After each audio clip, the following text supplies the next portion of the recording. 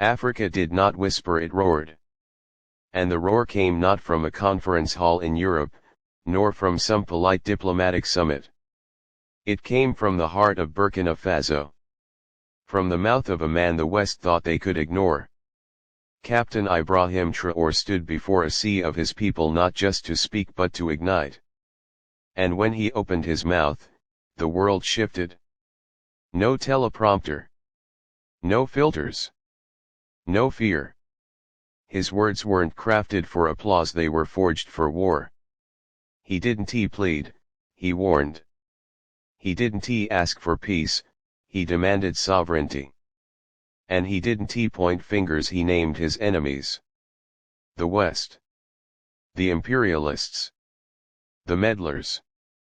And subtly, but unmistakably, Israel. He said what no African leader had dared say in 50 years. Africa will not be your chessboard. That one line shattered decades of quiet compliance. For too long, Africa has been a resource-rich playground for foreign interests. But Traoré looked the world in the eye and burned the script. He wasn't just speaking to presidents. He was speaking to drones, to spies, to shadow agents watching from satellite feeds. And he wanted them to listen. This is your final warning, he said. Every syllable was a matchstick struck across dry wood soaked in decades of betrayal. He called out military bases disguised as embassies. He called out humanitarian aid that smelled like gunpowder. He called out trade deals written in blood. Then he looked beyond France. Beyond America.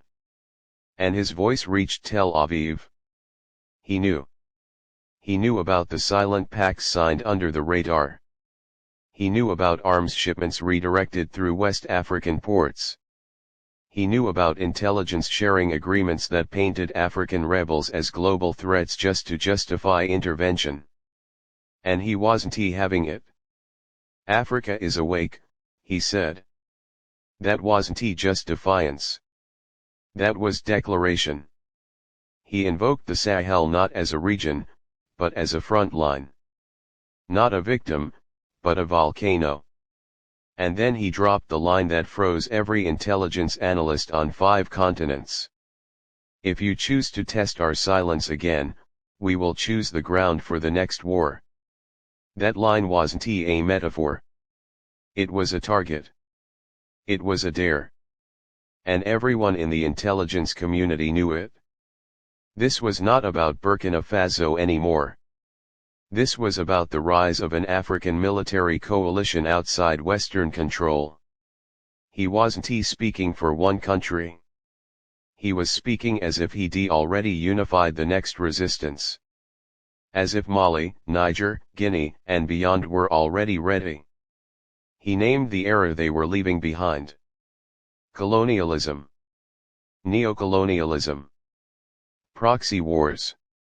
He said what the African Union has been too afraid to say out loud. That Africa is not weak, it's contained. Not poor, plundered. Not unstable, undermined. And that foreign powers, including Israel, have profited from the chaos. He exposed the strategy: destabilize, divide, then offer help at a premium. He spoke of leaders killed in mysterious plane crashes. Of revolutions suffocated by economic blockades, of political dissenters labeled as terrorists. And he warned no more. This continent will no longer bow to ghosts with missiles. That line didn't just challenge America. It mocked the unspoken deals in the shadows of the Mossad and CIA. It laughed in the face of those who still think Africa is asleep. And in that moment, every Western embassy from Dakar to Nairobi went on alert. Because they weren't hearing a speech. They were hearing a fuse being lit. Traoré wasn't building a movement, he was declaring a storm. He wasn't hiding behind diplomacy, he was marching with truth sharpened like a sword. And that sword had names etched on it.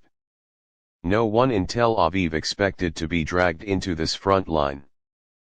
but Traoré made it clear no actor fueling conflict in Africa gets to stay anonymous anymore. He broke the fourth wall of geopolitics. He made the invisible visible. He dragged covert operations into daylight.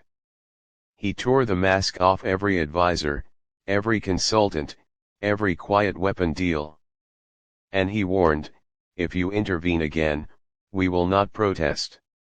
We will respond. That word respond reverberated like a bullet through every defense ministry. Because it meant action. Direct. Unfiltered.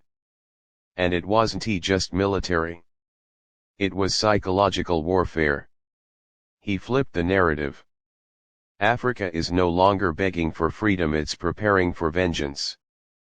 And it was Traoré who drew the line in the sand. Not with diplomacy, but with fire. His speech wasn't broadcast on global networks.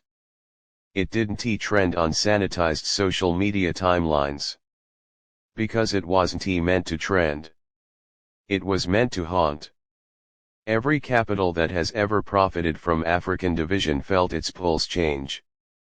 Because this wasn't a rebellion. It was a resurrection.